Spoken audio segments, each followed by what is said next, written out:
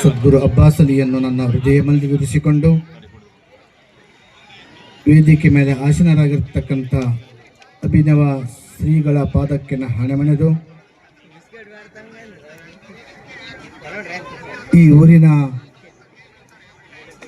ಆರಾಧ್ಯ ದೇವ ರುದ್ರಮುನಿ ತಾತನ ಕತ್ತರು ಗದ್ದಿಗೆ ಹಣೆಮಣೆದು ವಿಜಯದಾಸರ ಒಂದು ಗದ್ದಿಗೆಗೆ ನಾನು ನಮಸ್ಕರಿಸುತ್ತಾ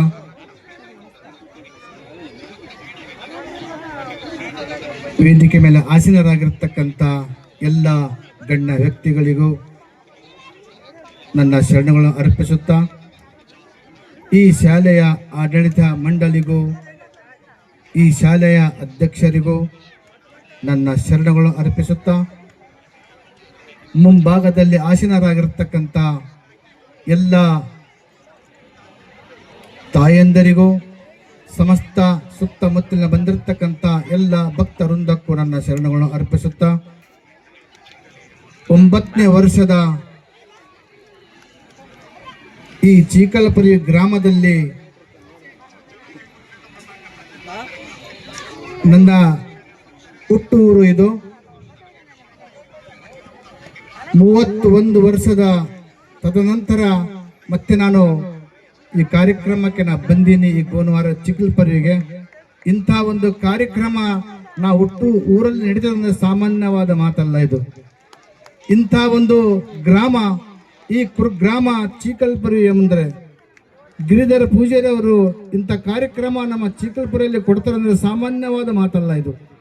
ಎಲ್ಲೇ ನೋಡ್ತಿದ್ವಿ ನಾವು ಡಿಸ್ಟಿಕ್ನೊಳಗ ತಾಲೂಕಿನೊಳಗ ಇಷ್ಟು ದೊಡ್ಡ ಕಾರ್ಯಕ್ರಮ, ಇಂಥ ಕಾರ್ಯಕ್ರಮ ನಮ್ಮ ಚೀಕಲ್ಪುರಲ್ಲಿ ನಡೀತದೆ ಸಾಮಾನ್ಯ ಮಾತ್ರ. ತಾವೆಲ್ಲ ಎಂಥ ಪುಣ್ಯಾತ್ಮರು ಅಂತ ನಾನು ಹೇಳಕ್ಕೆ ಬಯಸ್ತಾ ಇದ್ದೀನಿ. ಯಾಕಂತ ಹೇಳಿಕ ಒಬ್ಬ ಪೂಜಾರ ಕರಿಬೇಕಾದ್ರೆ ಸಾಮಾನ್ಯ ಮಾತಲ್ಲ. ಈಗ ಪೂಜಾರಿ ಬಂದು ತಮಗೆ ದರ್ಶನ ಕೊಡ್ತಾರೆ ಅಂದರೆ ಸಾಮಾನ್ಯ ಮಾತಲ್ಲ.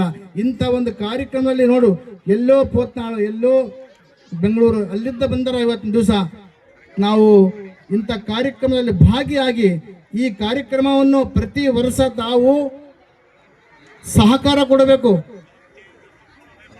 ಮಕ್ಕಳಿಗೆ ವಿದ್ಯೆ ಸಿಗಬೇಕಾದ್ರೆ ನಾವು ಇಂಥ ಶಾಲೆಗಳಿಗೆ ಸಹಕಾರ ಕೊಟ್ಟಾಗ ಮಾತ್ರ ಇನ್ನು ಅತಿ ಎತ್ತರಕ್ಕೆ ನಮ್ಮ ಮಕ್ಕಳು ಬೆಳೀತಾರಂತ ನಾವು ಬಯಸಬೇಕಂತ ನಾನು ಹೇಳ್ತಾ, ಈ ಕಾರ್ಯಕ್ರಮ ಇನ್ನ ಮುಂದಿನ ವರ್ಷ ಇನ್ನು ಅತಿ ಎತ್ತರಕ್ಕೆ ಬೆಳೆಯಲಿ.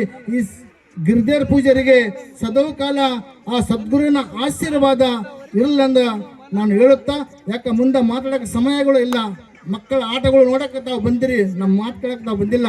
ಅದಕ್ಕಾಗಿ ಇನ್ನೂ ಈ ಕಾರ್ಯಕ್ರಮ ಚಂದಾಗಿ ನಡೀಲಿ ಅಂತ ನನ್ನ ಹೇಳುತ್ತಾ, ನನ್ನ ಕರೆಸಿ 2 ಮಾತನ್ನ ಅವಕಾಶ ಮಾಡಿಕೊಟ್ಟಿರ್ತಕ್ಕಂಥ ಎಲ್ಲ ಭಕ್ತ ವೃಂದಕ್ಕೆ ನನ್ನ ಶರಣಗಳನ್ನು ಅರ್ಪಿಸಿ 2 ಮಾತು ಮುಗಿಸ್ತಾ ಇದ್ದೀನಿ. ಜೈ ಹಿಂದ್, ಜೈ ಕರ್ನಾಟಕ.